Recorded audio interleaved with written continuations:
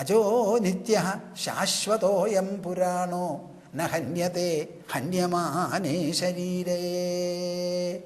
ഈ ആത്മാവ് ന ജായതേ, അത് ജനിക്കുന്നില്ല, മ്രിയതേവ, മരിക്കുന്നുമില്ല.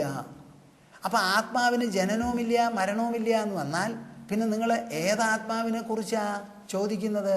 എന്ത് മരിച്ചതിന് ശേഷം അതെവിടെ പോകണമെന്ന്? ജനിക്കാൻ വേണ്ടി അത് ഇവിടെ വന്നിട്ടില്ലല്ലോ, പിന്നെ എങ്ങനെയാണ് മരിക്കുമ്പോൾ അത് അങ്ങോട്ട് തിരിച്ചു പോവുക?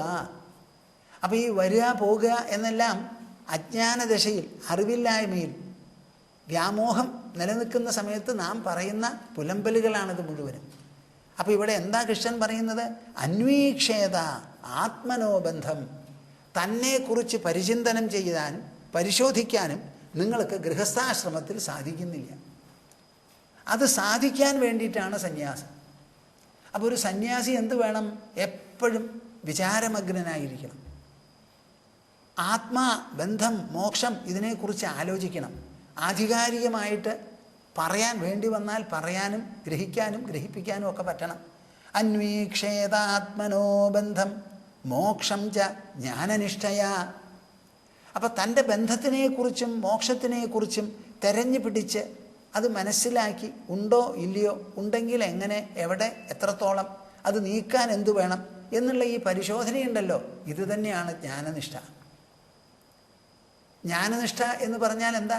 ഞാൻ മുമ്പും പറഞ്ഞു, പാണ്ഡിത്യ ബാല്യ മൗനം. പാണ്ഡിത്യവും ബാല്യവും മൗനവുമാണ്. അപ്പോൾ ശ്രവണം, മനനം, നിധിധ്യാസനം എന്ന് പറയുന്നത് മാത്രമേ ജ്ഞാനനിഷ്ഠയിലുള്ളൂ. ബന്ധ ഇന്ദ്രിയ വിക്ഷേപോ മോക്ഷ യേഷാം ച സംയമ. കൃഷ്ണൻ ഉടനെ മറുപടി പറയുന്നു, ബന്ധ ഇന്ദ്രിയ വിക്ഷേപ. നിങ്ങളുടെ ബന്ധം, ബന്ധം എന്ന് പറഞ്ഞാൽ എന്താ? നമ്മുടെ ഉള്ളിലുള്ള മനസ്സിനെ ഇന്ദ്രിയങ്ങൾ വിക്ഷോഭത്തിന് ഇടയാക്കി തീർക്കുന്നു. അപ്പം ഇന്ദ്രിയങ്ങൾ വരുത്തി തീർക്കുന്ന വിക്ഷേപമാണ് ഇത് മുഴുവനും. നമ്മുടെ മനസ്സ് വിക്ഷുബ്ധമാവുന്നത് എപ്പോഴാണ്? കണ്ണിൻ്റെ മുൻപിലും ചെവിയുടെ മുൻപിലും മൂക്കിൻ്റെ മുൻപിലും ഒക്കെ അനവധി സാധനങ്ങളുള്ളപ്പോഴാണ്. ആരെങ്കിലും എന്തെങ്കിലും ഒന്ന് പറഞ്ഞു, ആ പറഞ്ഞത് മനസ്സിൽ തറച്ചു, നല്ല വേദനയുണ്ട്. ആരോ എന്തോ പറഞ്ഞു, പറഞ്ഞത് ശരിയോ അല്ല, ശരിയല്ലെങ്കിൽ പിന്നെ നിങ്ങൾക്ക് എന്താ അതിന് വേദന? പക്ഷേ വേദനപ്പെടുന്നു. ഇതിങ്ങനെയാണ് നമുക്ക് വിക്ഷേപങ്ങൾ മുഴുവൻ ഉണ്ടാവുന്നത്. അപ്പോൾ ഇന്ദ്രിയങ്ങൾ മനസ്സിന് വരുത്തി തീർക്കുന്ന വിക്ഷേപമാണ് വാസ്തവത്തിൽ ബന്ധനം. കേട്ടുവോ എല്ലാവരും? ഇനി നിങ്ങൾ വേറെ ഒന്നും ചോദിക്കരുത്. ഒരാത്മാവിൻ്റെ വരവും പോക്കും ഒന്നും ഇവിടെ ചിന്താവിഷയമല്ല. ഇന്ദ്രിയങ്ങൾ ഈ ലോകവസ്തുക്കളുമായി ബന്ധപ്പെട്ട് സമ്പർക്കം നടത്തി മനസ്സിൽ ഉണ്ടാക്കി തീർക്കുന്ന അല്ലലും അലട്ടും കോളിളക്കവുമാണ് ബന്ധം. മോക്ഷ യേഷാം ച സംയമ. മോക്ഷം, മോക്ഷം എന്ന് പറഞ്ഞാൽ ഇന്ദ്രിയങ്ങൾ വ്യവഹരിക്കുമ്പോഴും സമ്പർക്കം നടത്തുമ്പോഴും അതിൻ്റെ ഫലമായി മനസ്സ് വിക്ഷുബ്ധമാകാതെ ഇരിക്കാനുള്ള ഒരു സമീകരണം, ഒരു സ്ഥൈര്യം, ഒരു സെൽഫ് മാസ്റ്ററി നിങ്ങൾക്ക് കിട്ടിയെന്നുണ്ടെങ്കിൽ അത് മോക്ഷമായി. കേട്ടുവോ നിങ്ങൾ? നിങ്ങളുടെ വിചാരം മോക്ഷം എന്താ? എങ്ങനെയെങ്കിലും ഒന്ന് ചാവുക അവിടെ, ഈ ശരീരം വീഴുക, എന്നിട്ട് അടുത്ത ജന്മം ഇല്ലാതെ ഇരുന്നാൽ. ഇത് ആരാത് പറയാൻ പോണത്? അടുത്ത ജന്മം ഉണ്ടോ ഇല്ലയോ എന്നുള്ളത്. ഇപ്പം കഴിഞ്ഞ ജന്മത്തിൻ്റെ തുടർച്ചയാണ് ഈ ജന്മം എന്ന് നിങ്ങൾക്ക് അറിയാൻ പറ്റുമോ? എവിടെയാണ് കഴിഞ്ഞ ജന്മം? ഒന്ന് പറഞ്ഞു തരൂ നിങ്ങൾ. അത് സ്വാമിജി ഞങ്ങൾക്ക് അറിയില്ല എന്ന് പറഞ്ഞിട്ട് അത് ഇല്ല എന്ന് പറയാൻ പറ്റുമോ? അറിവുള്ളതിനെ പറ്റി മനസ്സിലാക്കിയാൽ മതി. അറിവില്ലാത്തതിനെ കുറിച്ച് എന്തിനാ പറയുന്നത്? ബന്ധ ഇന്ദ്രിയ വിക്ഷേപോ മോക്ഷ യേഷാം ച സംയമ. അപ്പം ഈ ബന്ധനം നീങ്ങാനുള്ള വഴി തത്വവിചാരം മാത്രമാണ്. കുഴഞ്ഞ് താഴത്തിരുന്ന അർജുനനെ എഴുന്നേൽപ്പിച്ച് ഗാണ്ഡീവം കയ്യിലെടുപ്പിച്ചത് എന്താ? കൃഷ്ണൻ്റെ വാക്കുകളാണ്. ആ വാക്കുകൾ അർജുനൻ ഗ്രഹിച്ചപ്പോഴാണ്. അപ്പം അറിവിലൂടെ ശബ്ദത്തിലൂടെ അർജുനൻ്റെ മനസ്സിൽ പ്രവേശിപ്പിച്ച് അവിടെ ബുദ്ധിയെ തെളിച്ചമുണ്ടാക്കി കൊടുത്ത് ആ തെളിച്ചത്തിൻ്റെ പേരിൽ മനസ്സിലുള്ള മോഹങ്ങൾ മുഴുവൻ വഴി അങ്ങോട്ട് നീങ്ങിക്കൊടുത്തു. ഇതാണ് അവിടെ നടന്നത്. അർജുനൻ സ്വയം ചിന്തിക്കാൻ അർജുനന് പറ്റിയില്ല. അപ്പോൾ തത്വവിചാരം കൃഷ്ണൻ പ്രദാനം ചെയ്തു, അത്രയേ ഉള്ളൂ. കൃഷ്ണൻ പറഞ്ഞു, അർജുനൻ കേട്ടു. അർജുനൻ സ്വയം തത്വവിചാരം ചെയ്യുമായിരുന്നെങ്കിൽ കൃഷ്ണന് പറയേണ്ടി വരുമായിരുന്നില്ല. അപ്പോൾ തത്വവിചാരം നടത്തുന്നത് എന്തിനാ? ഇപ്പോൾ പരീക്ഷിത്ത് മഹാഭാവം 7-ാം ദിവസം ചാവാൻ പോവാണ് പാമ്പ് കടിച്ച്. ആ പരീക്ഷിത്ത് എത്ര പണ്ഡിതനാണെങ്കിലും അദ്ദേഹത്തിന് സ്വയം ഈ ഭാഗവത വിഷയങ്ങൾ മുഴുവൻ സ്വയം ചിന്തിച്ച് അങ്ങോട്ട് ഉണ്ടാക്കി തീർക്കാൻ പറ്റുമെങ്കിൽ ഇത് പറഞ്ഞു കൊടുക്കേണ്ട ആവശ്യമില്ല. സ്വതവേ ശാപത്തിൽ വല്ലാതെ ചൂളിപ്പോയി. ആ സമയത്ത് ശുഗമുനി വന്ന് പറഞ്ഞു കൊടുക്കുകയാണ്. പറഞ്ഞു കൊടുക്കുമ്പോൾ അദ്ദേഹം ചെവി കൂർപ്പിച്ച് അങ്ങോട്ട് കേട്ടു. കേട്ട വാക്കുകൾ മുഴുവൻ മനസ്സിൽ ഇങ്ങനെ പതിഞ്ഞു. വാക്ക് പതിഞ്ഞു എന്ന് പറഞ്ഞാൽ എന്താ അർത്ഥം? ആ വാക്കിലുള്ള ആശയങ്ങൾ എന്ന് പറഞ്ഞാൽ തത്വം, മൂല്യം, സിദ്ധാന്തം.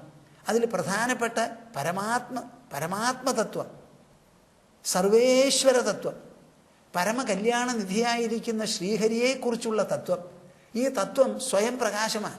ആ സ്വയം പ്രകാശമായിരിക്കുന്ന തത്വങ്ങൾ മനസ്സിൽ ശബ്ദരൂപത്തിൽ പതിഞ്ഞ് പതിഞ്ഞ് പതിഞ്ഞ് പതിഞ്ഞ് അതിലുള്ള അഴുക്കുകളും ഉലച്ചിലുകളും എല്ലാം പോയി ആശയം തെളിഞ്ഞ് 7-ാം ദിവസം തക്ഷകൻ വരുന്നതിന് മുൻപ് ഇരുന്നിടത്തിരുന്ന് എല്ലാം വിസ്മരിച്ച് ഉള്ളിൽ അമർന്നിരുന്നു. ആര്? പരീക്ഷിത്ത്.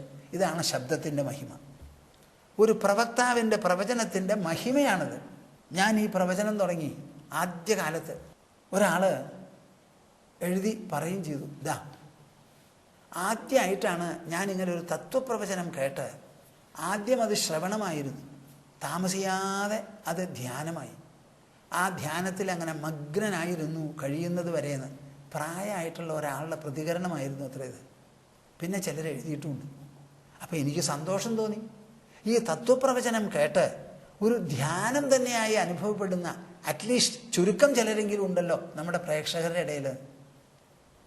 നിങ്ങൾക്കൊക്കെ ഉണ്ടാകുന്ന പ്രതികരണം ഒന്ന് അറിയിച്ചാൽ ഇങ്ങനെ ചിലപ്പോൾ എനിക്കൊരു സന്തോഷമോ അല്ലെങ്കിൽ പറയാനോ ഒരു സന്ദർഭം ഉണ്ടായി എന്ന് വരാം. ഇന്നലെയാണെന്ന് തോന്നും, അതോ ഇന്നോന്നറിയില്ല. എനിക്കൊരു ടെലിഫോൺ കോൾ എവിടുന്ന് തൃപ്പൂണിത്തുറയിൽ ഒരമ്മ വിളിച്ച് പറയുക, സ്വാമിജി ഞാനൊരു എൻജിനീയറിംഗ് കോളേജ് ലെക്ചറായിരുന്നു. ആ ജോലി ഞാൻ വിട്ടു എൻ്റെ കുട്ടികളെ വേണ്ടതുപോലെ വളർത്തി കൊണ്ടുവരാൻ. അപ്പം എനിക്ക് കുട്ടികളോട് കൂടിയിട്ടേ എല്ലാ ദിക്കിലേക്കും പോകാൻ പറ്റുള്ളൂ. ഈ സപ്താഹം കേൾക്കാനും എല്ലാറ്റിനും എനിക്ക് താല്പര്യമുണ്ട്. അപ്പം ഞാൻ ആ കുട്ടിയെ കൊണ്ടുപോകും. അവൾക്കിപ്പോൾ 6 വയസ്സായി. അവൾ എന്നോടൊരു ചോദ്യം ചോദിച്ചു. എന്താ? അമ്മേ ഞാൻ ആരാണ് ഒന്ന് പറഞ്ഞു തരുമെന്ന്. അപ്പം ഞാൻ പറഞ്ഞു, നീ എൻ്റെ പൊന്നുമോളാണ്, എനിക്കും നിൻ്റെ അച്ഛനും കൂടി ജനിച്ച കുട്ടിയാണ്. അവളുടെ പേരും പറഞ്ഞു. അതൊക്കെ എനിക്കറിയാം, പോരാ ഞാൻ ആരാ എന്ന് പിന്നെയും ചോദിച്ചു അത്ര അവൾ. മാസങ്ങൾ കഴിഞ്ഞു. അവൾ ഇപ്പോഴും എന്നോട് ഈ ചോദ്യം ചോദിക്കുക, അമ്മേ ഞാൻ ആരാ.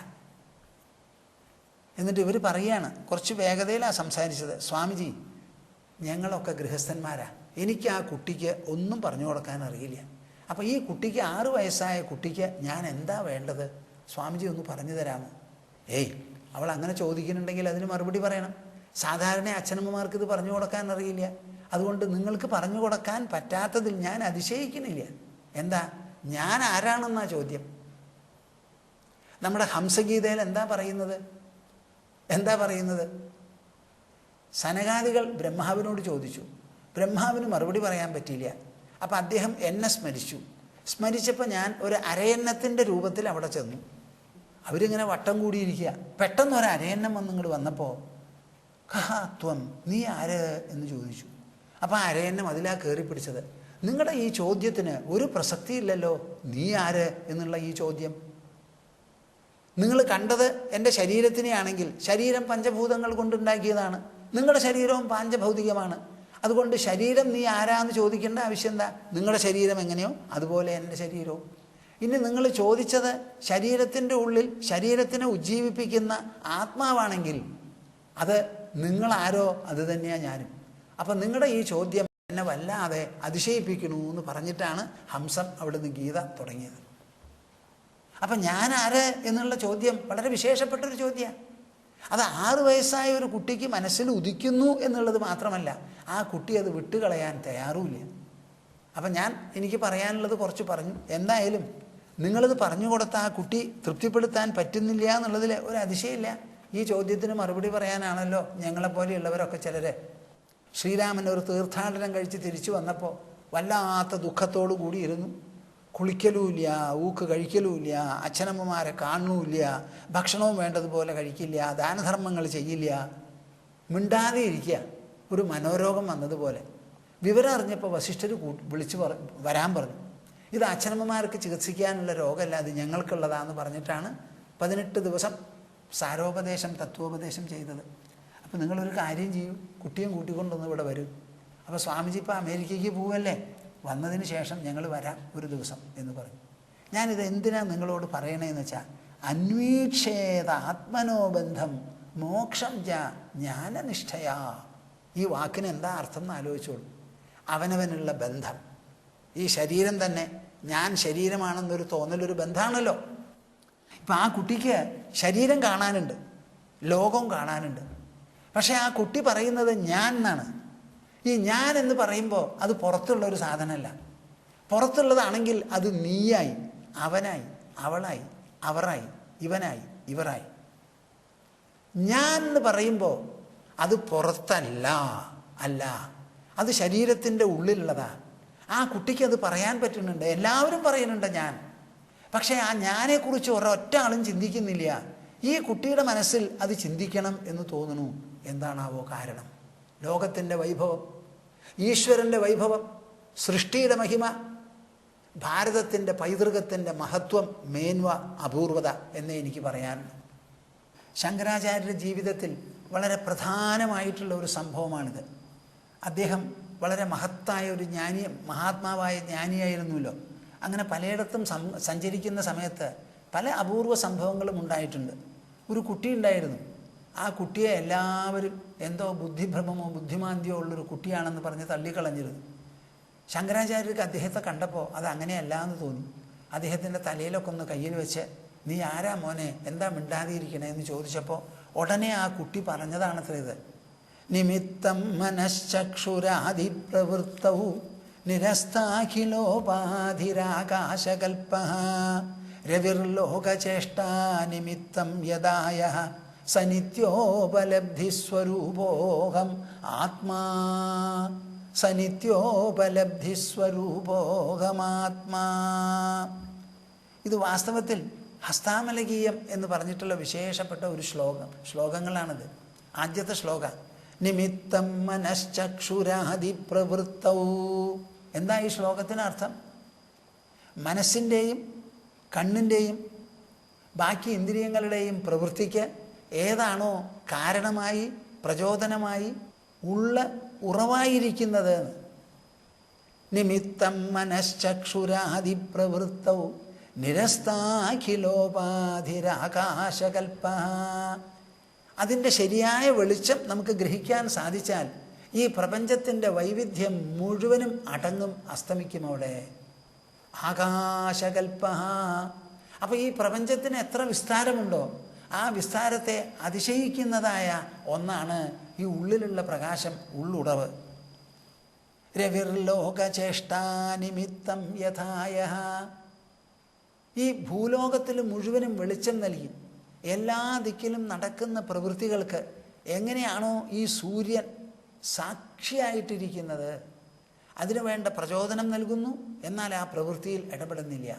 സർവ്വ ആൾക്കാരും സൂര്യപ്രകാശത്തിൽ പല പ്രവൃത്തികളും, ചെടികൾ വളരുന്നു, ജലങ്ങളിൽ ജലജന്തുക്കൾ ജീവിക്കുന്നു, വൃക്ഷങ്ങൾ വളരുന്നുണ്ട്, നദികൾ ഒഴുകുന്നു, മനുഷ്യർ പലതരത്തിലുള്ള പ്രവൃത്തികൾ ചെയ്യുന്നു. എന്തെല്ലാം വ്യവഹാരങ്ങളും സമ്പർക്കങ്ങളുമാണ് ഇവിടെ നടക്കുന്നത്. ഇത് മുഴുവൻ പ്രകാശത്തിൻ്റെ പേരിലാണ്. പക്ഷേ പ്രകാശം അതിൽ ഡയറക്റ്റായിട്ട് നേരിട്ട് ഇടപെടുന്നില്ല. ആ പ്രകാശം സനിത്യോപലബ്ധി. അത് വാസ്തവത്തിൽ ഒരു ഉപലബ്ധി മാത്രമാണ്. ഈ ഉപലബ്ധി വാക്ക് ഞാൻ നിങ്ങളോട് മുമ്പും ഇതിൽ പറഞ്ഞിട്ടുണ്ട്. അതൊരു തത്വമാണ്. ആ തത്വത്തെ നാം മനസ്സുകൊണ്ടും ബുദ്ധി കൊണ്ടും ഗ്രഹിച്ച് ഉണരുകയല്ലാതെ അതിന് പുറത്തൊരു പ്രൂഫ് എന്ന് പറയുന്നതില്ല. ഈ ഞാൻ എന്ന് പറയുന്നത് സനിത്യോപലബ്ധിസ്വരൂപോഹം ആത്മാ.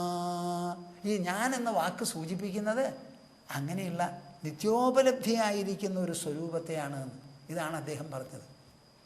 നിമിത്തം മനശ്ചക്ഷുരാദിപ്രവൃത്തൗ നിരസ്താഖിലോപാധിരാകാശകൽപ്പഃ രവിർലോകചേഷ്ടാ നിമിത്തം യഥായ സനിത്യോപലബ്ധ സ്വരൂപോഹമാത്മാ. ഇതങ്ങോട്ട് പറഞ്ഞപ്പോൾ എല്ലാവർക്കും അതിശയമായി. നമ്മൾ വിചാരിച്ചു ഈ കുട്ടി മണ്ടനാണെന്ന്. പക്ഷെ ആ കുട്ടിയെ അനുഭവം ആരോടാ പറയുക? അത് പറയാനും പറഞ്ഞാൽ ഗ്രഹിക്കാനും പറ്റിയ ഒരു തത്വദർശി, ഒരു മഹാത്മാവ് ആദ്യമായിട്ട് കണ്ടപ്പോൾ ആ ഉള്ളിൽ അന്നേ വരെ അടക്കി വെച്ചിരുന്ന ആ സന്തോഷവും ആനന്ദവും ആ ഉണർത്തലും പെട്ടെന്ന് അങ്ങോട്ട് പുറപ്പെട്ടു. അങ്ങനെ ശങ്കരാചാര്യരെ നമസ്കരിച്ച് അദ്ദേഹത്തിൻ്റെ ശിഷ്യനായി. അദ്ദേഹത്തിന് പറയുന്നത് ഹസ്താമലകൻ എന്നാണ് ആൾക്ക് പേര്. കയ്യിലൊരു നെല്ലിക്ക, ഹസ്തം എന്ന് പറഞ്ഞാൽ കയ്യ്, അതിലൊരു നെല്ലിക്ക വച്ചാൽ എത്ര വ്യക്തമായിട്ട് നമുക്ക് കാണാൻ പറ്റുമോ അതേമാതിരി വ്യക്തമായി ഈ ആത്മ ഉപലബ്ധി അദ്ദേഹത്തിനുണ്ടായിരുന്നു. അത്ര വിശേഷപ്പെട്ടതാ. ഈ ശ്ലോകങ്ങൾ ഇനിയുണ്ട്, ഒക്കെ വളരെ നല്ലതാ. ഞാൻ ഒരിക്കൽ കൂടി ചെല്ലാം. നല്ല വൃത്താണ്, നല്ല ഭംഗിയുണ്ട്. നിമിത്തം മനശ്ചക്ഷുരാദിപ്രവൃത്തൗ നിരസ്താഖിലോപാധിരാകാശകൽപ രവിർലോകചേഷ്ടാ നിമിത്തം യഥായ സനിത്യോപലബ്ധിസ്വരൂപോഹം ആത്മാ. അങ്ങനെ ആ ഹസ്താമലകന് അത് മനസ്സിലാക്കാൻ പറ്റി. അപ്പം ഈ കുട്ടി ആ ചോദ്യം ചോദിക്കുക, ഞാൻ ആരാ അമ്മേ? ആ കുട്ടി വിടണില്ല എന്നാണ് പറയുന്നത്. അപ്പം ആ അമ്മ സംസാരിച്ചതും ആ കുട്ടി ചോദിച്ചതും, കുട്ടി അടുത്തുണ്ടോ ചോദിച്ചു. ഞാൻ ഇല്ല, സ്കൂളിലേക്ക് പോയിരിക്കുക, അല്ലെങ്കിൽ അവളോട് 2 വാക്ക് പറയണമെന്നുണ്ടായിരുന്നു എനിക്ക്. അപ്പോൾ നിങ്ങൾ എന്താ വിചാരിക്കുന്നത് ഇവിടെ? അന്വീക്ഷേതാത്മനോബന്ധം മോക്ഷം ച ജ്ഞാനനിഷ്ഠയാ. ഒരു ചെറിയ കുട്ടി, 6 വയസ്സായ കുട്ടിക്ക് ഈ ഒരു ചോദ്യം ചോദിക്കണം എന്ന് തോന്നിയാൽ നാം നമ്മുടെ നാട്ടിലുള്ള നിരീശ്വരവാദികളെ പറ്റി എന്താ പറയേണ്ടത്? നിങ്ങൾ ആലോചിച്ച് നോക്കൂ. നമ്മുടെ ശാസ്ത്രം മുഴുവനും നിൽക്കുന്നത് ഈ ഞാനിലാണ്. ഞാൻ ആ ഞാനിലാണത് മുഴുവൻ നിൽക്കുന്നത്. ആ ഞാനെപ്പറ്റി ഒരു സംശയമില്ല ആർക്കും. ഇല്ലാത്തൊരു സാധനത്തിനെയാണോ നിങ്ങൾ ഞാൻ എന്ന് പറയുന്നത്?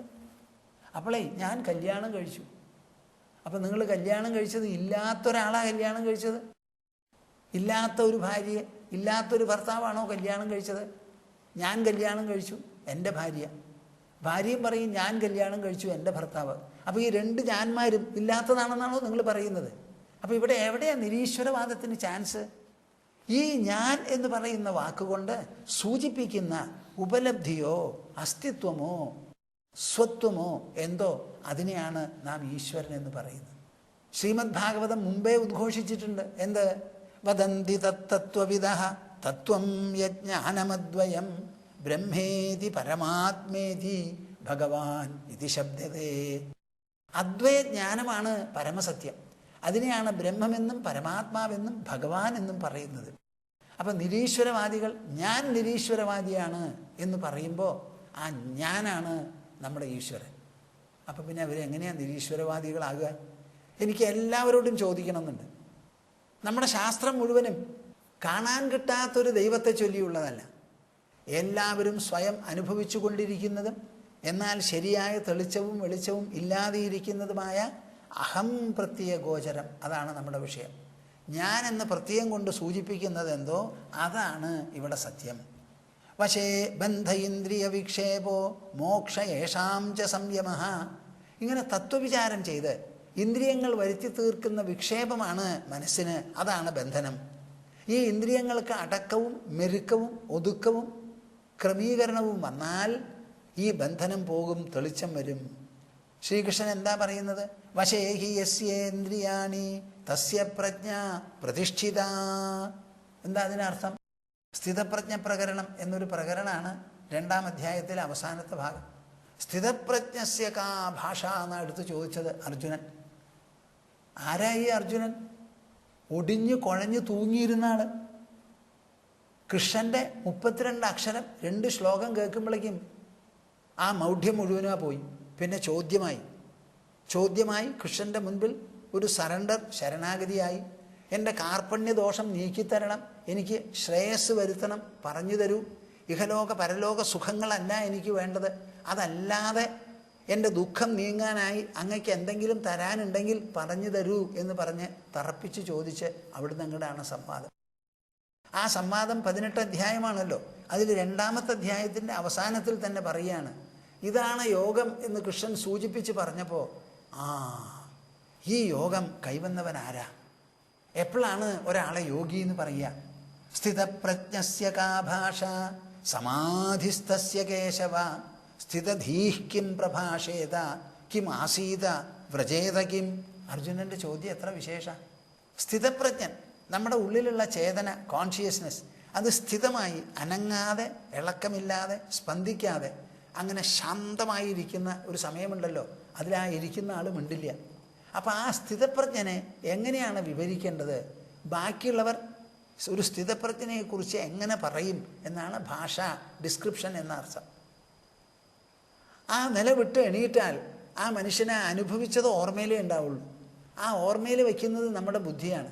അപ്പം സ്ഥിതധി എന്ന് പറഞ്ഞാൽ സ്ഥിതപ്രജ്ഞൻ, അനങ്ങാതെ ഇരിക്കുന്നവൻ. സ്ഥിതധിയോ വ്യവഹാരക്ഷമൻ, വ്യവഹരിക്കുന്നവൻ. ആ സ്ഥിതധി എന്താണ് ചെയ്യുക, എങ്ങനെയാണ് സംസാരിക്കുക, അദ്ദേഹം എങ്ങനെ സഞ്ചരിക്കും, സമ്പർക്കം നടത്തും ലോകവുമായി, വിശ്രമിക്കുമ്പോൾ എന്താണ് ആലോചിക്കുക എന്നൊക്കെ ചോദിച്ചു. അതിന് മറുപടിയായിട്ട് പറയുകയാണ്, വശേഹി യസ്യേന്ദ്രിയാണി തസ്യ പ്രജ്ഞാ പ്രതിഷ്ഠിത. ഇവിടെ എന്താ പറഞ്ഞത്? ബന്ധ ഇന്ദ്രിയ വിക്ഷേപോ, അതാണ് ചേർത്ത് പറയുന്നത് ഞാൻ. അപ്പം ഇന്ദ്രിയങ്ങൾ ആരുടെയാണോ നിയന്ത്രിതമായിരിക്കുന്നത്, എൻ്റെ കണ്ണ് കണ്ടതുകൊണ്ട് എൻ്റെ മനസ്സിനൊരു വിഷമം വരില്ല, കോളിളക്കം വരില്ല. എൻ്റെ ചെവി എന്ത് കേട്ടാലും, ആര് പറയണത് കേട്ടാലും എൻ്റെ മനസ്സിന് വിക്ഷേപം വരില്ല, ഇന്ദ്രിയ വിക്ഷേപോ. അത് വരാതെ ആയാലോ തസ്യ പ്രജ്ഞാ പ്രതിഷ്ഠിത, ആ മനുഷ്യൻ്റെ വിവേകം, പ്രജ്ഞ അത് ശാന്തമായി ഉറച്ചിരിക്കും. 11-ാം സ്കന്ധത്തിൽ നമ്മൾ ചർച്ച ചെയ്യുന്നത് 18-ാം അധ്യായമാണ്. 11-ാമത്തെ അധ്യായത്തിൽ കൃഷ്ണൻ തുടങ്ങി വെച്ചു ഒരു അധ്യായം. ബദ്ധോ മുക്ത ഇതി വ്യാഖ്യ, ബദ്ധോ മുക്ത ഇതി വ്യാഖ്യ ഗുണതോ മേന വസ്തുതഃ ഗുണസ്യ മായാമൂലത്വാത് നമേ മോക്ഷോ ന ബന്ധനം. വാ, എന്താ അത് കഥ? മാത്തമാറ്റിക്സ് എടുക്കുന്ന മാതിരിയാണ് കൃഷ്ണൻ പറഞ്ഞ് മനസ്സിലാക്കി കൊടുക്കുന്നത്. ബദ്ധ മുക്ത ഇതി വ്യാഖ്യ, നാം ബദ്ധൻ മുക്തൻ എന്നിങ്ങനെ പറയുന്നുണ്ടല്ലോ. ഈ വക വ്യാഖ്യാനങ്ങളും വിവരണങ്ങളും ഗുണതോ മേന വസ്തുതഃ, ഇത് ഗുണങ്ങളാൽ വരുന്നതാണ്, വാസ്തവത്തിൽ ഇതൊന്നുമില്ല എന്ന്. പ്രകൃതിയുടെ ഗുണങ്ങൾ സത്വം, രജസ്, തമസ് എന്ന് പറയുന്ന 3 ഗുണങ്ങൾ, ഈ 3 ഗുണങ്ങൾ സമതുലിതങ്ങളായിരുന്നു. അതിനൊരു വിച്ഛേദം വന്നപ്പോഴാണ്, ഒരു വിക്ഷേപം വന്നപ്പോഴാണ് സൃഷ്ടി തുടങ്ങിയത്. ആ ഗുണങ്ങളുടെ ഉള്ളിൽ കഴിഞ്ഞുകൂടുന്നതാണ് ഈ ബദ്ധൻ മുക്തൻ എന്ന് പറയുന്ന ആശയങ്ങൾ. മേന വസ്തുതഃ ഗുണസ്യ മായാമൂലത്വാത്. നിങ്ങൾ കിടന്നുറങ്ങി, ഒരു സ്വപ്നം കണ്ടു. ആ സ്വപ്നത്തിൽ കാട്ടിൽ സഞ്ചരിക്കുകയായിരുന്നു. പെട്ടെന്നൊരു വരിയമ്പുലി വന്നു, അത് നിങ്ങളെ കടിച്ചു വലിച്ചു. അപ്പോഴേക്കും സ്വപ്നത്തിൽ നിന്ന് എണീറ്റു. ആ നരി കടിച്ചതിന്, പുലി കടിച്ചതിന് ചികിത്സിക്കാൻ നിങ്ങൾ ആസ്പത്രിയിൽ പോവോ? പോവില്ലല്ലോ. അതുപോലെ തന്നെയാണ് അവിടുത്തെ ബന്ധനം. വ്യത്യാസമൊന്നുമില്ല. ഗുണസ്യ മായാമൂലത്വാത്. മനസ്സിലാക്കേണ്ടത് എന്താ? ഞാൻ കണ്ട പുലിയും ഞാൻ കണ്ട വനവും സഞ്ചരിച്ചതും അതിൽ കാണാനിടയായ വരിയമ്പുലിയും അത് കടിച്ചതും അത് വലിച്ചതും ഇതൊക്കെ മായാമൂലത്വാത്, സ്വപ്നത്തിൽ നടന്നതാണ്. അതേമാതിരി ഈ ജാഗ്രതയിൽ ഉണ്ടാവുന്ന ബന്ധനവും സ്വപ്നത്തിൽ എന്നതുപോലെയാണ് വാസ്തവം. ഗുണസ്യ മായാമൂലത്വാത് നമേ മോക്ഷോ ന ബന്ധനം. നിങ്ങൾ കേൾക്കുന്നുണ്ടോ പ്രേക്ഷകരെ? അങ്ങേ അറ്റത്തെ സത്യമാണ് ഈ പറയുന്നത്. പക്ഷേ ഈ സത്യം നിങ്ങളിൽ നിന്ന് അകന്നിരിക്കുന്നതല്ല, നിങ്ങളുടെ ഉൾചേതനയെ സംബന്ധിച്ചതാ. ഗുണസ്യ മായാമൂലത്വാത്. ഈ സത്വം, രജസ്, തമസ് എന്ന് പറയുന്ന 3 എണ്ണവും വാസ്തവത്തിൽ ഇല്യൂസറിയാണ്. മനസ്സാലും മായയാലും നിർമ്മിക്കപ്പെട്ടതാണ്. അതിന് വാസ്തവികതയില്ല. അതുകൊണ്ട് എന്താ എനിക്ക് പറയാനുള്ളത്? നമേ മോക്ഷോ ന ബന്ധനം. എനിക്ക് ബന്ധനവും ഇല്ല, മോക്ഷവും ഇല്ല. എവിടെ പോയി കാര്യങ്ങൾ? അപ്പം നിങ്ങളുടെ ഭക്തി നിങ്ങളെ എവിടെ എത്തിക്കണം? ഒരു ബന്ധനവും ഒരു മോക്ഷവും എനിക്കില്ല. നിങ്ങളുടെ പ്രാർത്ഥന, ഭഗവാനേ ഭഗവാനേ എന്താ വേണ്ടേ, എൻ്റെ പാപങ്ങളൊക്കെ നീക്കി, എൻ്റെ പാപങ്ങൾ. നിങ്ങൾക്ക് പാപം ഉണ്ടെങ്കിലല്ലേ നീക്കണ്ടു. പാപമില്ല. ഇനി പുണ്യം കൊണ്ടുവന്ന് തന്നാൽ അത് ഒട്ടിപ്പിടിക്കൂല്ല നിങ്ങളിൽ. നിർലിപ്തരാണ് നിങ്ങൾ. ആരാ നിർലിപ്തം? നിങ്ങളുടെ മനസ്സ്, നിങ്ങളുടെ ചേതന, നിങ്ങളുടെ ബുദ്ധി, നിങ്ങളുടെ ഉൾസത്തം, സ്വത്വം. അതാണ് നിർബാധിതം. അതിൽ ഒരൊട്ടലും ഉണ്ടാവില്ല. ഈ സത്യം മനസ്സിലാക്കൂ. ഭക്തിയാ മാമഭിജാനാതി യാവാൻ യശ്ചാസ്മി തത്വതഃ. ഭക്തി കൊണ്ട് എന്താ വേണ്ടേ? ഭഗവാനെ മനസ്സിലാക്കണം. ഭഗവത് ഒരു തത്വമാണെന്നുള്ളത് ഗ്രഹിക്കണം. അതാണ് ആത്മാ എന്ന് മനസ്സിലാക്കണം. ബദ്ധോ മുക്ത ഇതി വ്യാഖ്യ ഗുണതോ മേന വസ്തുതഃ ഗുണസ്യ മായാമൂലത്വാത് നമേ മോക്ഷോ ന ബന്ധനം. പ്രേക്ഷകരെ, ഞാനിപ്പോൾ നല്ല ദർശനശാസ്ത്രമാണ് പറയുന്നത്. നമ്മുടെ സാധാരണ നാമജപം, നാമസങ്കീർത്തനം, തൊഴുക, പ്രദക്ഷിണം വയ്ക്കുക, നമസ്കരിക്കുക, പ്രസാദം തൊഴുക, വഴിപാട് കഴിക്കുക, ഇതൊക്കെ സ്ഥൂല പ്രപഞ്ചത്തിൽ, സ്ഥൂലമണ്ഡലത്തിൽ നടക്കുന്ന കാര്യങ്ങളാണ്. അവിടുന്നൊക്കെ നിങ്ങൾ ഉയർന്നു ഉയർന്നു ഉയർന്നു. ഇപ്പം എന്താ, സ്വാമിജി ഒരു പ്രവക്താവെന്ന നിലയ്ക്ക് പ്രേക്ഷകരോട് സംസാരിക്കുകയാണ്. ആ സംസാരിക്കുന്നത് നിങ്ങളിങ്ങനെ കേൾക്കുക, കാണുക. കേൾക്കലും കാണലും എന്ന് പറഞ്ഞാൽ എന്താ, നിങ്ങളുടെ ഉള്ളിലേക്ക് ഇങ്ങനെ പോവുക, ഇറങ്ങുക. അതെവിടെയാ? ഓരോ വാക്കും അതിൻ്റെ ആശയത്തോടു കൂടി, അറിവോടുകൂടി സ്പന്ദനാത്മകമായി ഉള്ളിൽ പ്രവേശിച്ച് ലയിച്ച് അങ്ങോട്ട് മനസ്സിൽ കൂടി കൂടി ചേരുക. വെള്ളത്തിൽ പാലൊഴിച്ചാലെന്ന് ഞാൻ പറയാറുണ്ടല്ലോ, അതുപോലെ അങ്ങനെ നിങ്ങളുടെ മനസ്സ് എന്ന് പറയുന്ന വെള്ളം പാലായിക്കൊണ്ടിരിക്കുക. അപ്പം ആ ദർശനശാസ്ത്രം ദർശന മേഖലയിൽ വന്ന് ചർച്ച ചെയ്യുമ്പോൾ നിങ്ങൾക്ക് എന്താണ് പ്രതികരണം എന്ന് എനിക്കൊന്ന് അറിഞ്ഞാൽ കൊള്ളാം. എന്താണ് പ്രതികരണം? ഞാൻ മുമ്പൊരു സംശയം പ്രകടിപ്പിച്ചു. ഉദ്ധവഗീതയുമായി മുന്നോട്ട് പോകുമ്പോൾ അതുവരെ ഞാൻ പറഞ്ഞ കാര്യങ്ങൾ, 24 ഗുരുക്കളുടെ കാര്യം പറഞ്ഞു, നവയോഗി സംവാദം പറഞ്ഞു, അതിലൊക്കെ ഒരു പുതുമ, ഒരു വിശേഷമൊക്കെ ഉണ്ടായിരുന്നു. അതൊക്കെ കേട്ടിരുന്ന മാതിരി നിങ്ങളിത് കേൾക്കുമോ എന്ന് ഞാൻ ചോദിക്കാറുണ്ട് എന്നെ കാണാൻ വരുന്നവരോട്. അപ്പോൾ അവർ മറുപടി പറയുക, സ്വാമിജി കേൾക്കും. എന്താ കാരണം? സ്വാമിജി ഇത്ര നാൾ ഇവരോട് സംസാരിച്ചിട്ടുണ്ടല്ലോ. ആ സംസാരിച്ചതിൻ്റെ പശ്ചാത്തലത്തിൽ അവർക്ക് കുറേയൊക്കെ ഇതിൽ പിടിപ്പും ഗ്രഹണവും താതാത്മ്യവും വന്നിട്ടുണ്ടാവും. അതുകൊണ്ട് കേൾക്കാതെ ഇരിക്കില്ല, നന്നായി കേൾക്കുന്നു.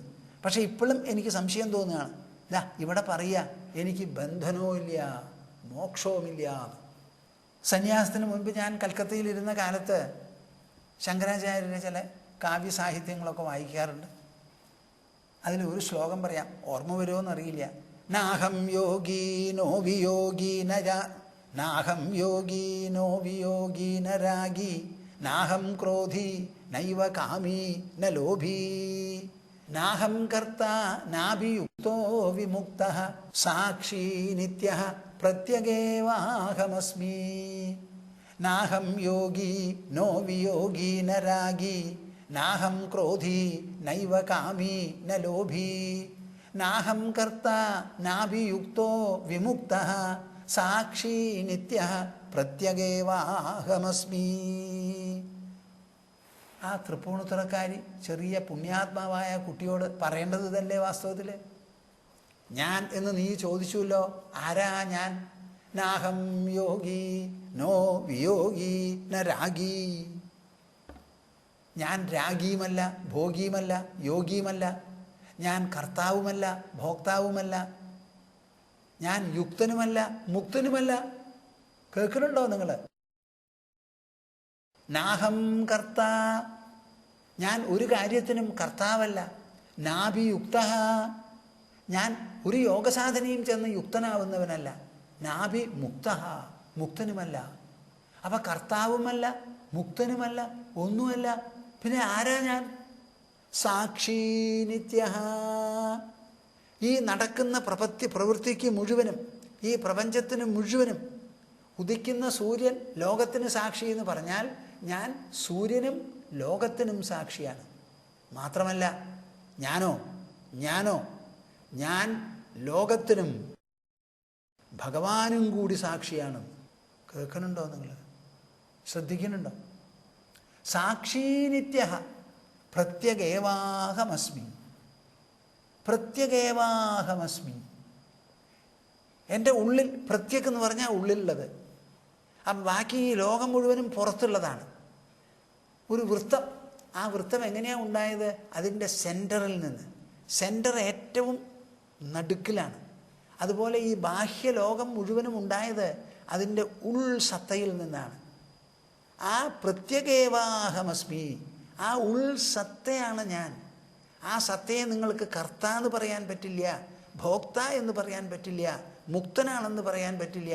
അത് യോഗിയോ ഭോഗിയോ കാമിയോ ക്രോധിയോ ഒന്നും തന്നെയല്ല എന്ന്. അതിന് കറുപ്പില്ല, വെളുപ്പില്ല, ചുവപ്പില്ല, നീലയില്ല, വയലറ്റില്ല, ഇൻഡിഗോ അല്ല. അവിടെ ഒരു സാധനവും മേശില്ല. എല്ലാം അതിൽ നിന്ന് നിർഗളിക്കുന്നതൊഴികെ അതിലൊന്നും ബാധിക്കുന്നതല്ല. അങ്ങനെയുള്ള സാക്ഷി നിത്യ പ്രത്യഗേവാഹമസ്മി.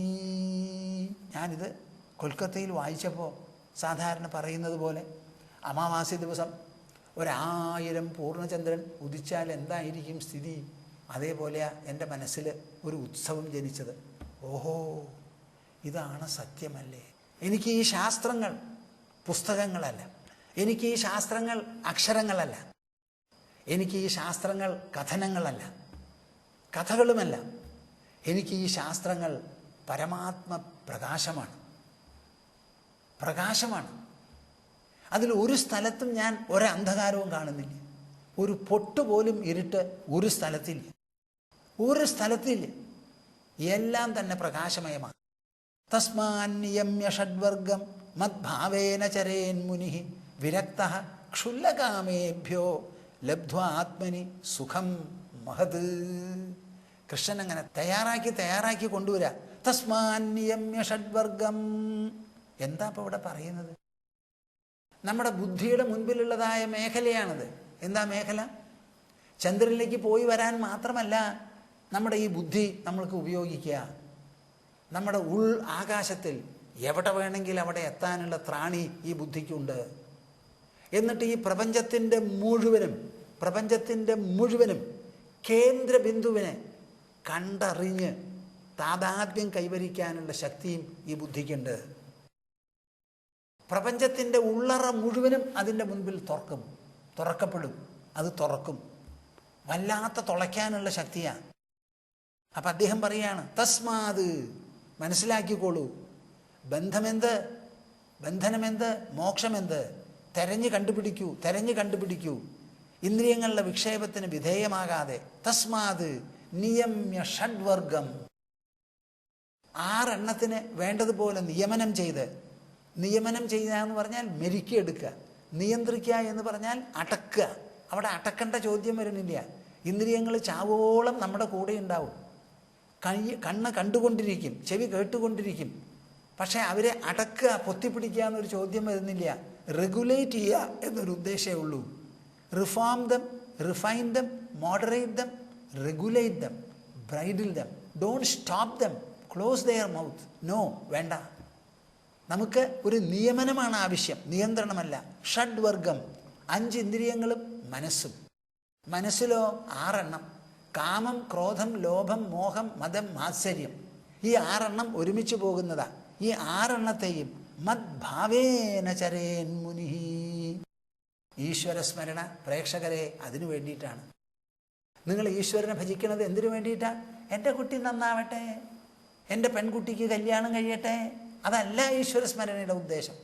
ഈശ്വരനെ ഭജിക്കുന്നുണ്ടെങ്കിൽ, സ്മരിക്കുന്നുണ്ടെങ്കിൽ നമ്മുടെ ഇന്ദ്രിയങ്ങളുടെ മുകളിൽ നമുക്ക് സ്വാധീനം വേണം. നമ്മുടെ ഇന്ദ്രിയങ്ങൾ നമ്മളെ പൊട്ടക്കുഴിയിൽ കൊണ്ടിറക്കരുത്. കണ്ണുകൊണ്ട് കണ്ട ഒരു പദാർത്ഥത്തിൻ്റെ മേലിലും നമുക്ക് അനാവശ്യമായ ആകർഷണം തോന്നരുത്. അനവധി വസ്തുക്കളെ നിങ്ങൾ കാണും, സ്ത്രീകളെയും പുരുഷന്മാരെയും കാണും. അങ്ങനെ കാണുന്നതിനോടൊക്കെ ആകർഷണം തോന്നുക. എന്നോട് അടുത്ത കാലത്ത് ഒരാൾ സംസാരിച്ചുകൊണ്ടിരിക്കുക. ആരും ഇങ്ങനെ പറയാറില്ല. ഒരാൾ പറയുക, സ്വാമിജി, ഞാൻ ക്ഷേത്രത്തിൽ പോണത് എന്തിനാണെന്നറിയോ? ഒരു തരത്തിലും ഒന്ന് ആവശ്യപ്പെടാനല്ല. പിന്നെ എന്തിനാ പോണത്? ഈശ്വരനോട് എൻ്റെ നന്ദി രേഖപ്പെടുത്താനാണ്. എനിക്ക് ആരോടും പറയാത്ത പല സംഗതികളും ഉണ്ടാവും. എന്താ അത്? എൻ്റെ ഭാര്യയോട് ഞാൻ ഒരു സ്ത്രീയെ കണ്ടു, കാണാൻ നന്നായിരുന്നു എന്ന് പറയാൻ എനിക്ക് പറ്റില്ല എന്ന് അദ്ദേഹം പറഞ്ഞതിൽ ഇംഗ്ലീഷിലാണ്. I cannot tell my wife that I so A beautiful woman എന്ന് പറയാൻ പറ്റില്ല അത്രേ. കേൾക്കണോ വർത്തമാനം? ഞാൻ വിചാരിക്കും, നമ്മുടെ ഗൃഹജീവിതം ഇത്ര പൊള്ളയാണോ എന്ന്. ലോകത്തിൽ സുന്ദരികളായവർ പലരും ഉണ്ടാവില്ലേ? അവർ നമ്മുടെ കണ്ണിൽ മുൻപിൽ വന്ന് നിന്നു എന്ന് വരില്ലേ? അവരുടെ സൗന്ദര്യം അവിടെ ഇരുന്നോട്ടെ, നിങ്ങളുടെ കണ്ണ് നിങ്ങളുടെ ശരീരത്തിൽ ഇരുന്നോട്ടെ. അത് കണ്ടു എന്ന് പറഞ്ഞിട്ട് എന്തിനാ ഈ കോളളക്കം? ചിലർക്ക് അഴകുണ്ടാവും, ചിലർക്ക് അഴകുണ്ടാവില്ല. അപ്പം ശരിയായ ജീവിതം എന്താണെന്നറിയോ? പുരേ പൗരാൻ പശ്യൻ നരയുവതിനാമാകൃതിമയാൻ സുവേഷാൻ സ്വർണാലങ്കരണ കലിതാൻ ചിത്രസദൃശാൻ സ്വയം സാക്ഷി ദ്രഷ്ടേത്യഭിജകലയൻ തൈഹി സഹരമൻ മുനിർനവ്യാമോഹം ഭജതി ഗുരുദീക്ഷാക്ഷതതമാ. ഇതും ഞാൻ കൊൽക്കത്തയിലുള്ളപ്പോൾ വായിച്ചതാണ്. എന്താ ഈ ശ്ലോകം? ജീവൻ മുക്താനന്ദ ലഹരിയിൽ ശങ്കരാചാര്യർ എഴുതിയിട്ടുള്ളതാണ്. ഒരു ജീവൻ മുക്തൻ ഈ ലോകത്തിൽ എങ്ങനെ നടക്കും? നിങ്ങൾ ഗൃഹസ്ഥന്മാരെ മാതിരി പമ്പരവിഡ്ഢിയായിട്ടല്ല നടക്കുക. ഈ പറഞ്ഞ വിഷമങ്ങളൊന്നും അദ്ദേഹത്തിന് ഉണ്ടാവില്ല. എന്തിനാ ഈ അറിവ്? എല്ലാറ്റിലും മീതെ സർവസുന്ദരമായിട്ടുള്ളതാണ് അന്തരാത്മാവ്. ആ സർവസുന്ദരമായിരിക്കുന്ന അന്തരാത്മാവിൻ്റെ മുൻപിൽ നമ്മുടെ കണ്ണ് ഏതെങ്കിലും ഒരു സൗന്ദര്യം മനുഷ്യനിലോ മറ്റൊന്നിലോ കണ്ട് മനസ്സിനെ ആകർഷിക്കണു എന്ന് പറയുമ്പോൾ ഇതിലേറെ മോശം അധപ്പതനമുണ്ടോ മനുഷ്യന്? നമ്മളെല്ലാവരും അമ്മയ്ക്ക് ജനിച്ച മക്കളാണ്. നമ്മുടെ ശരീരത്തിൻ്റെ പ്രകൃതങ്ങളുണ്ട്. ഒന്നിലോ പുരുഷനില്ലെങ്കിൽ സ്ത്രീ, സ്ത്രീ പുരുഷന്മാർ തമ്മിലൊരു ആകർഷണമുണ്ട്. അതൊരാവശ്യവുമാണ്, പ്രകൃതി തന്നെ രചിച്ചിട്ടുള്ളതാണ്. ആ ആകർഷണത്തിൻ്റെ പേരിൽ അതിനാണല്ലോ വിവാഹം നിശ്ചയിച്ചിരിക്കുന്നത്. നവയോഗി സംവാദത്തിൽ ഇതൊക്കെ ഞാൻ വ്യക്തമാക്കി പറഞ്ഞിട്ടുള്ളതാണ്. എങ്ങനെയായിരിക്കണം നമ്മുടെ ദാമ്പത്യ ജീവിതം, ഗൃഹജീവിതമെന്ന്. അപ്പം കണ്ട സ്ത്രീകളോടൊക്കെ സൗന്ദര്യം തോന്നി, ആകർഷണം തോന്നുക ഈ പുരുഷന്മാർ. അപ്പം ഇവർ എന്ത് പുരുഷന്മാരാപ്പാ? എനിക്ക് മനസ്സിലാവണില്ല. അപ്പം നിങ്ങളുടെ ഗൃഹജീവിതം നിങ്ങളെ സംതൃപ്തമാക്കുന്നതല്ലേ, സമ്പുഷ്ടമാക്കുന്നതല്ലേ, സൗമ്യശീലരാക്കുന്നതല്ലേ? എന്താ ഈ പറയുന്നതിന് അർത്ഥം എന്നാണ് ഞാൻ ചോദിക്കുന്നത്. എനിക്ക് മനസ്സിലാവണില്ല. എൻ്റെ അപ്പ, ഇതാണോ മനുഷ്യജീവിതത്തിൻ്റെ ഉദ്ദേശം? പുരേ പൗരാൻ പശ്യൻ നരയുവതി നാമാകൃതിമയാൻ സുവേഷാൻ സ്വർണാലങ്കരണകലിതാൻ ചിത്രസദൃശാൻ. ലോകത്തിൽ നടക്കുന്ന സമയത്ത് പല വിധത്തിലുള്ള ദൃശ്യങ്ങളുണ്ടാവും. അതിൽ സ്ത്രീകളുണ്ടാവും. ചിലർ ധാരാളം ആഭരണം അണിഞ്ഞിട്ടുണ്ടാവും, നിറഭംഗി ഉണ്ടാവും, ആകൃതി ഭംഗി ഉണ്ടാവാം, നല്ല പൂ ചൂടിയിട്ടുണ്ടാവും, നല്ല പൊട്ടിട്ടിട്ടുണ്ടാവും. നരയുവതി, പുരുഷന്മാരും അങ്ങനെ കോട്ടോ പാൻറ്റോ സൂട്ടോ ഇങ്ങനെയുള്ള കാര്യങ്ങൾ. നാമാകൃതിമയാൻ, ചിത്രത്തിൽ എഴുതിയ പോലെ സൗന്ദര്യമുള്ളവരും ഉണ്ടാവും. സ്വയം സാക്ഷി ദ്രഷ്ടേത്യഭിജകലയൻ തൈഹി സഹരമൻ. അങ്ങനെ കാണുമ്പോഴൊക്കെ നിങ്ങളൊരു സ്ത്രീയെയോ ഒരു പുരുഷനെയോ ഒരു സുന്ദര ദൃശ്യത്തെയോ കാണുമ്പോൾ ശ്രദ്ധിക്കുന്നുണ്ടോ കൂട്ടരെ നിങ്ങൾ? എൻ്റെ മുൻപിലൊരു സുന്ദര ദൃശ്യമുണ്ട്, അതിനെ ഞാൻ ദർശിക്കുകയാണ്. അങ്ങനെ ദർശിക്കുമ്പോൾ എന്താ നടക്കണത്? അവിടെ ദൃശ്യം എന്നിൽ നിന്ന് അകന്ന് നിൽക്കുകയാണ്. ഞാനോ ദ്രഷ്ടാവായിട്ട് ഇവിടെ നിൽക്കുക. ഈ ദ്രഷ്ടാവ് എപ്പോഴെങ്കിലും ദൃശ്യമാവുമോ? ഇല്ല. ഈ ദൃശ്യം എപ്പോഴെങ്കിലും ദ്രഷ്ടാവോ? ഇല്ല. അപ്പം ഞാൻ എന്തു വേണം? സ്വയം സാക്ഷി ദ്രഷ്ടേത്യഭിചകലയൻ. സർവദൃശ്യങ്ങൾക്കും ഞാൻ സാക്ഷിയാണ്. ഞാനാണ് ഇതിനെ ദൃശ്യമാക്കി തീർക്കുന്നത്. അതിന് ഭംഗിയുണ്ട് എന്ന് പറയുന്നത് ഞാനാണ്, അത് ഭംഗിയില്ല എന്ന് പറയുന്നതും ഞാനാണ്. ഈ രണ്ട് പറച്ചലിനും സാക്ഷിയായി, ഈ ദൃശ്യത്തിനും സാക്ഷിയായിരിക്കുന്നവനാണ് ഞാൻ. തൈഹി സഹരമൻ. കാണു മാത്രമല്ല, അവരോടുകൂടി ഇത്തിരി കളിക്കേ രസിക്കേ നേരം പോക്ക് നടത്തേ ചെയ്താൽ പോലും മുനിർനവ്യാമോഹം ഭജതി ഗുരുദീക്ഷാക്ഷതതമാ. ഒരു സദ്ഗുരുവിൻ്റെ അടുത്ത് നിന്ന് ദീക്ഷ മേടിച്ച് ആ ദീക്ഷയ്ക്കനുസരിച്ച സാധനയൊക്കെ ചെയ്ത് അറിവും അനുഭവവും വേണ്ടതുപോലെ വന്നിട്ടുള്ളവൻ ഒരിക്കലും ഒരു ബന്ധനത്തിനോ വിക്ഷേപത്തിനോ വിധേയമാവില്ല. കേട്ടോ? നിങ്ങൾ മനസ്സിലാക്കിയോ? നിങ്ങളൊക്കെ ഗൃഹസ്ഥന്മാരാ കൂടുതലും. കല്യാണം കഴിച്ചിട്ടുണ്ട്, ഭാര്യാഭർത്താക്കന്മാരായി ദാമ്പത്യ ജീവിതം നടത്തി വീട്ടിലിരുന്നു. ആ ഒരു ജീവിതം കൊണ്ട് നിങ്ങൾ ഉദ്ദേശിക്കുന്നതായ പാകം നിങ്ങൾക്ക് വരണ്ടേ? വന്നില്ല എന്നുണ്ടെങ്കിൽ എന്തോ ഒരു കുഴപ്പമുണ്ട്. നിങ്ങൾ ശരിക്ക് ജീവിക്കുന്നില്ല. ഒരു മനുഷ്യന് ഒരു വിവാഹം, പരമാവധി 2 or 3 കുട്ടികൾ, ഇത്രയും ആവുമ്പോഴേക്കും ആ ഗൃഹസ്ഥൻ ഋഷി തുല്യനായി തീരണം. അതായില്ല എന്നുണ്ടെങ്കിൽ നിങ്ങളുടെ ജീവിതം സുഭഗമായി നയിക്കാൻ നിങ്ങൾക്ക് പറ്റിയില്ല എന്നാണ്. അതിനുള്ള തകരാറെന്താ? ഒരു ഭാര്യയോ ഭർത്താവോ ഇല്ലാത്തതല്ല, കുട്ടികളില്ലാത്തതല്ല, വീടില്ലാത്തതല്ല, കഴിവിടവുമില്ലാത്തതല്ല. നിങ്ങളുടെ മനസ്സിൻ്റെ പാപ്പരത്വം, നിങ്ങളുടെ ബുദ്ധിയുടെ ദാരിദ്ര്യം. ഭാഗവതം എടുക്കൂ, വായിക്കൂ, മനസ്സിലാക്കൂ, ഗ്രഹിക്കൂ, ഉരുവിടൂ, ആവർത്തിച്ച് വായിക്കൂ. ഈ വർണ്ണാശ്രമധർമ്മങ്ങൾ അങ്ങനെ കെട്ടിവയ്ക്കാനോ പൊതിഞ്ഞു വയ്ക്കാനോ അല്ല, അത് വായിക്കാനാണ്. വായിച്ചിട്ട് എന്താണ് ഈ ഇന്ദ്രിയം, എന്താണ് ഈ വിക്ഷേപം, ഇതെങ്ങനെയാണ് പോകുക, എവിടുന്നാണ് ഈ ബന്ധനം ഉണ്ടായത്, ഇതൊക്കെ മനസ്സിലാക്കൂ. ആ ജ്ഞാനസമ്പന്നത ഇല്ലാത്തത് കൊണ്ട് മാത്രമാണ് നിങ്ങളുടെ ഗൃഹസ്ഥ ജീവിതം സഫലവും സുന്ദരവും സൗഭാഗ്യകരവും ആ പൂർണ്ണത നൽകാത്തതുമാവുന്നത്. അറിവിൻ്റെ ഒരു കുറവ് മാത്രമാണ് ഇവിടെ. തസ്മാൻ നിയമ്യ ഷഡ്വർഗം മദ്ഭാവേന ചരേൻ മുനി. എന്നെ ഭാവിച്ചുകൊണ്ട് ആ മുനി ലോകം മുഴുവനും സഞ്ചരിക്കട്ടെ. വിരക്ത, കൂടുതൽ കൂടുതൽ വിരക്തി വരികയുള്ളൂ. ക്ഷുല്ലകാമേഭ്യോ, ഈ ലോകത്തിൽ എന്തെല്ലാം ഉണ്ടോ അത് മുഴുവനും നിസ്സാരങ്ങളാണ്, സർവ്വതും നശ്വരങ്ങളാണ്, ക്ഷണികങ്ങളാണ്, ഷോർട്ട് ലിവിങ് ആണ്. ഭൂമിയിലുള്ള വാസമാവട്ടെ സ്വർഗവാസമാവട്ടെ എല്ലാം തന്നെ. ലബ്ധ്വ ആത്മനി സുഖം മഹത്, ആത്മാവിൽ നിന്നുള്ള മഹത് സുഖമുണ്ടല്ലോ അത് അനുഭവിച്ച് ഈ ക്ഷുല്ലകാമേഭ്യ, എല്ലാറ്റിൽ നിന്നും നിസ്സാര വസ്തുക്കളിൽ നിന്നും പിൻവലിയണം. അപ്പോൾ ഒരു മുനി എന്ന് പറയുന്നവൻ ആരാ? ഈ ലോകത്തിൽ പരമസന്തോഷം അനുഭവിക്കുന്നു, അങ്ങേയറ്റത്തെ സുഖത്തിന് ആസ്ഥാനമായിരിക്കുന്നവൻ. ആ മുനിയുടെ മനസ്സിൻ്റെ മുൻപിൽ ഈ കാണുന്ന ദൃശ്യപ്രപഞ്ചത്തിൻ്റെ എല്ലാ സൗന്ദര്യവും കൂട്ടിയെടുത്താൽ അത് സൂര്യൻ്റെ മുൻപിൽ ചെരാതുപോലെ നിഷ്പ്രഭമാവാനേ ഉള്ളൂ. അങ്ങനെ വലിയ ഒരു ആത്മസാമ്രാജ്യം തുറന്നു കിട്ടി അതിലെ ഏകഛത്രാധിപതിയായി വാഴിക്കുന്നതാണ് ഈ സന്യാസനിഷ്ഠ എന്ന് പറഞ്ഞാൽ. അതിനു വേണ്ടിയിട്ടാണത്. തസ്മാന്യമ്യ ഷഡ്വർഗം മദ്ഭാവേന ചരേൻ മുനി വിരക്ത ക്ഷുല്ലകാമേഭ്യോ ലബ്ധ്വാ ആത്മനി സുഖം മഹത്. സന്യാസനിഷ്ഠയെ പറ്റിയിട്ടാണല്ലോ പറയുന്നത്. വിഷയം വർണ്ണാശ്രമങ്ങളാണ്, വർണ്ണാശ്രമധർമ്മങ്ങൾ. അതിൽ 4 വർണ്ണം 4 ആശ്രമം. അതിൽ 4ാമത്തെ ആശ്രമമാണ് ചതുർത്ഥാശ്രമം എന്ന് പറയും സന്യാസത്തെ. ആ സന്യാസം എന്ന് പറയുന്നതാണ് മനുഷ്യനുള്ള പരമാവധി നിഷ്ഠയും പരമാവധി ലാഭവും അതിൽ നിന്നാണ് കിട്ടുക. നമ്മുടെ വേദങ്ങൾ പറയുന്നത് എന്താ? ബ്രഹ്മവിദ് ആപ്നോതി പരം എന്നാണ്. ബ്രഹ്മം എന്ന് പറഞ്ഞാൽ അന്തിമ സത്യം, പരമാർത്ഥം. അത് തന്നെയാണ് ഈശ്വരൻ എന്ന് പറയുന്നത്. വാസ്തവത്തിൽ അത് പരമാത്മാവാണ്. പരമാത്മാ എന്ന് പറയുമ്പോൾ ഇത് പുറമേ ഉള്ളതല്ല, അവനവൻ്റെ ശരീരത്തിൻ്റെ ഉള്ളിലുള്ളതാണ്. മാത്രമല്ല ഞാൻ എന്ന ശബ്ദം കൊണ്ടോ പദം കൊണ്ടോ സൂചിപ്പിക്കുന്നതുമാണ് എന്ന് വ്യക്തമാവുന്നു. അപ്പോൾ ഈ പരമാത്മാവ് ഉണ്ടോ ഇല്ലയോ എന്നുള്ളത് സംശയ വിഷയമല്ല. കാരണം എല്ലാവരും ഞാൻ എന്ന് പറയുന്നുണ്ട്. അപ്പോൾ ഉള്ളതിനെയല്ലേ ഈ ഞാൻ എന്ന് പറയണത്. ആരെങ്കിലും നിങ്ങൾ പറയുമോ, സ്വാമിജി ഞാൻ എന്ന് പറയുമ്പോൾ ഇല്ലാത്തതിനെയാണ് പറയണത് എന്ന് പറയുന്നവരാരെങ്കിലും ഉണ്ടാവുമോ? ഉള്ളതിനെയല്ലേ നാം ഞാൻ എന്ന് ഉറപ്പിച്ച് പറയുന്നത്. നിങ്ങളെ ഒന്ന് തൊട്ടാൽ താൻ എന്തിനാ എന്നെ തൊട്ടത് എന്ന് ചോദിക്കും. അപ്പം ഞാനൊരാളുണ്ട്, എൻ്റെ അടുത്ത് വന്നാൽ ഞാൻ തൊട്ടു എന്ന് പറയുന്നില്ല, തൊട്ടാലേ തൊട്ടു എന്ന് പറയുന്നുള്ളൂ. അങ്ങനെ ഒരു ഞാനുണ്ടെന്നുള്ളത് തീർച്ചയാണ്, അത് സംശയത്തിന് കാരണമല്ല.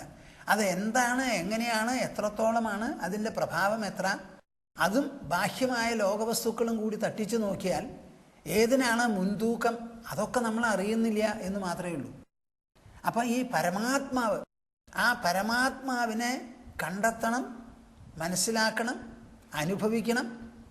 ആ അനുഭവത്തിൽ എല്ലാ വിധത്തിലുള്ള ജീവിതാന്വേഷണങ്ങളും ആവശ്യങ്ങളും എല്ലാം സമ്പൂർണ്ണമായി നിറവേറണം.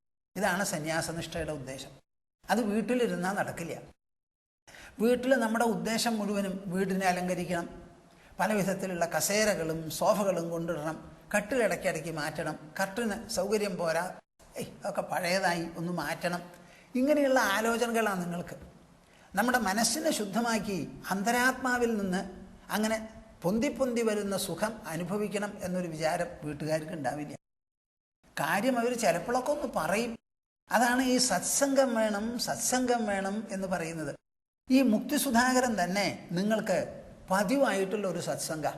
ഈ മുക്തിസുധാകരം തുടങ്ങുന്നത് വരെ ഞാൻ ഇങ്ങനെ ഒരു സത്സംഗം 55 കൊല്ലമായിട്ട് മനുഷ്യർക്ക് കൊടുക്കാൻ എന്നെ കൊണ്ട് സാധിച്ചിട്ടില്ല.